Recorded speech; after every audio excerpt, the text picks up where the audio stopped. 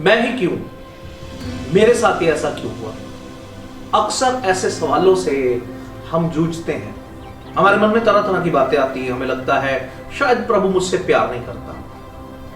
क्यों? क्योंकि हम किसी न किसी बात की जब एक्सपेक्टेशन रखते हैं, वो एक्सपेक्टेशन हमारी पूरी नहीं होती। किसी चीज के लिए प्रार्थना करते हैं, वो प्रार्थना शायद आपको लगता है कि वो सुनी नहीं जाती, और उसी के कारण हम फटाफट इस निर्णय पर आ जाते हैं कि हमें प्रभु प्यार नहीं करता, परमेश्वर शायद मुझसे ज्यादा किसी और को प्यार करता है। आपका और मेरा परमेश्वर जो है, उसके विषय में कहा जाता है, he is all loving God, he is all knowing God, he is all powerful God. All knowing का मतलब है जिसे पास्ट भी पता है, प्रेजेंट भी पता है और फ्यूचर भी पता है, which states clear कि आपसे और मुझसे बेहतर हमारे प्रभु को ये सब बातें पता है कि हमारा पास्ट कैसा है, प्रेजेंट कैसा है, और खास तौर से हमारा आने वाला फ्यूचर कैसा है। सो जरूरी नहीं है कि जिस चीज के लिए हम भाग रहे हैं, हम सोच रहे हैं, वही चीजें जो हैं हमारे फेवर में होंगी। संत पौलुस भी कहते हैं, सब चीजें मेरे लिए भली तो है, लेकिन सब मेरे लाभ की नहीं है। हमें जानना होगा, पहचानना होगा।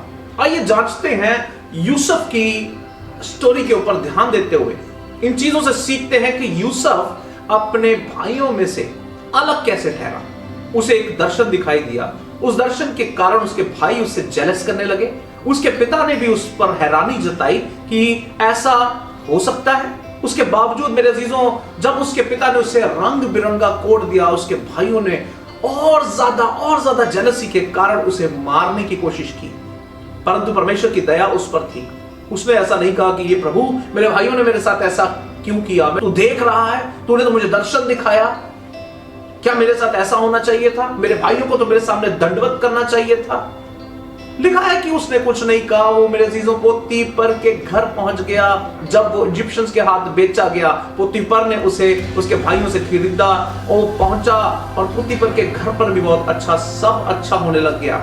उसे एक अच्छा स्टेटस मिल गया, उसे एक अच्छी जगह मिल गई काम करने की, खाने पीने को अच्छी चीजें मिल रही थी, शायद पहनने को भी अच्छा मिल रहा था। And he became Potiphar's favorite servant.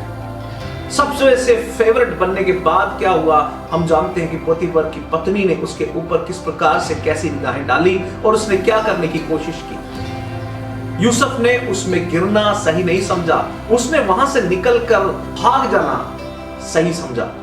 जब वो वहां से भाग गया, उस पर दोष लगाया गया, मेरे अजीजों वो जेल में पहुंच गया। कहीं पर नहीं लिखा कि भाई वो जेल में बैठकर कुड़कुड़ा रहा था, वो जेल में बैठकर उदास था, वो जेल में बैठकर इरिटेट हो रहा था, वो जेल में बैठकर परमेश्वर को कोस रहा था, वो जेल में बैठकर परमेश्वर की निंदा कर रहा था। कहीं पर भी ऐसा नहीं है। इनफैक्ट वो जेल में बैठा, उसने जेल में भी बैठकर क्या किया, अपना कार्य करता रहा। मेरे अजीजों, जेल में रहकर भी वो जेलर का फेवरेट हो गया मेरे अजीजों। और फिर हम जानते हैं कैसे राजा का खाना बनाने वाला और राजा का पिलाने हारा जब वहां पर आया, उसने उनके स्वप्नों के, दर्शनों के मतलब बताए, और उन्हीं के कारण मेरे अजीजों बाद में वो वहां पर फैरो के सामने पहुंचा, और फिर वो फैरो का भी फेवरेट हो गया। सो इस पूरी स्टोरी में मेरे अजीजों, हम एक बात पर नजर डालें कि किस प्रकार से यूसुफ जहां जहां पर भी गया वो अपना काम करता रहा। वो उसने अपना कैरेक्टर नहीं छोड़ा, उसने परमेश्वर की निंदा नहीं की, उसने परमेश्वर को आगे रखते हुए अपना काम करता गया। हर बार जब वो चढ़ता, पहले वो पिता का फेवरेट हुआ, भाइयों ने उसे मारा, धिक्कार दिया, फिर वो पोतीफर का फेवरेट हुआ, उसकी पत्नी के कारण फिर धिक्कारा गया, वो जेल में पहुंच गया, जेल में जेलर का फेवरेट हुआ, फिर उसके बाद वो मेरे अजीजों फैरो का फेवरेट हुआ, और वो राजा के बाद पहले नंबर पर वो व्यक्ति ठहरा। He was the second in command, पहला ऐसा व्यक्ति जो इजिप्शियन नहीं था लेकिन उस जगह पर राज कर रहा था। परमेश्वर की दी हुई बुद्धि और समझ के द्वारा उसने अपने आप को प्रूव कर दिया कि उसमें वो दम है। और फिर वो दिन आता है जब उसका दर्शन सत्य होता है, जब उसके भाई आकर उसे दंडवत करते हैं। फिर वो दिन आता है जब उसका पिता उससे मिलता है। मेरे अजीजों, परमेश्वर का दिया हुआ कोई भी दर्शन व्यर्थ नहीं जा सकता। परमेश्वर के सामने की हुई प्रार्थना कोई भी व्यर्थ नहीं जा सकती। यदि आप भी इसी स्टेज में जूझ रहे हैं तो यकीन मानिए परमेश्वर के विषय में उल्टा सीधा बोलने से, परमेश्वर की निंदा करने से, परमेश्वर को कोसने से कुछ नहीं होगा। आप में से बहुत सारे लोग ऐसे हैं जो जब कोई काम नहीं होता तो अपने आप को गिल्ट में भी ले जाते हैं कि भाई मेरा काम नहीं हुआ, शायद मैंने ये सही नहीं किया इसलिए परमेश्वर ने मुझे ये दंड दिया है, शायद मुझसे ये नहीं हुआ, परमेश्वर ने मुझे ऐसा कर दिया है, वैसा कर दिया है। लेकिन ये भी सत्य नहीं है, क्योंकि हमारा परमेश्वर प्रेम करने वाला परमेश्वर है। तो वो प्रेमी पिता आपको और मुझको मेरे अजीजों दंड देने के लिए आतुर नहीं है।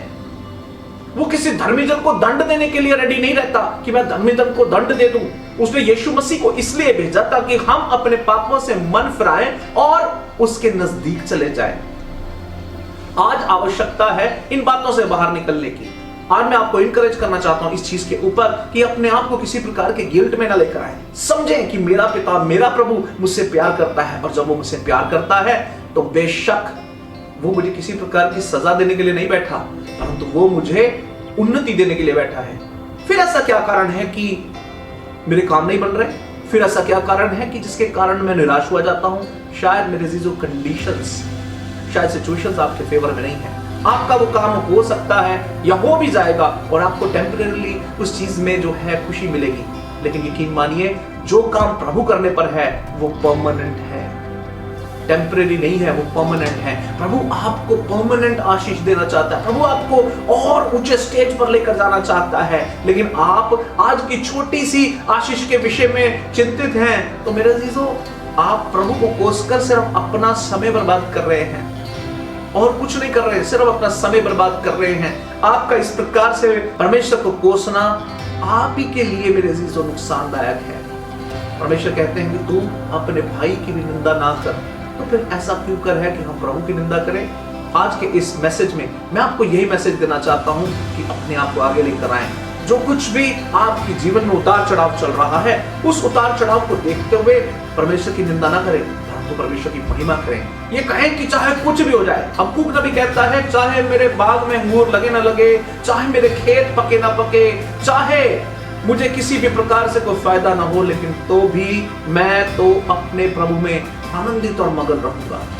अपने प्रभु में आनंदित और मगन हो जाएंगे। याद रखें, the joy of the God is my strength.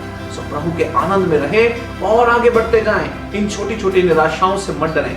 आप ये समझे, आज की रुकावट हमारे कल के लिए एक बेहतर कल लेकर आ रही है, एक बेहतर जिंदगी लेकर आ रही है, एक बेहतर मुकाम लेकर आ रही है, एक बेहतर ओहदा लेकर आ रही है, एक बेहतर जॉब लेकर आ रही है, एक बेहतर अपॉर्चुनिटी लेकर आ रही है, एक बेहतर बिजनेस अपॉर्चुनिटी लेकर आ रही है।